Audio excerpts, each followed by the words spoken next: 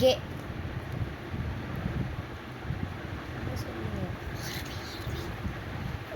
ஒரு ஃபாக்ஸ் வந்து லயன் வந்து ஒரு ராஜாவா இருந்துச்சு. அதுக்கு ரொம்ப போர் அடிச்சது.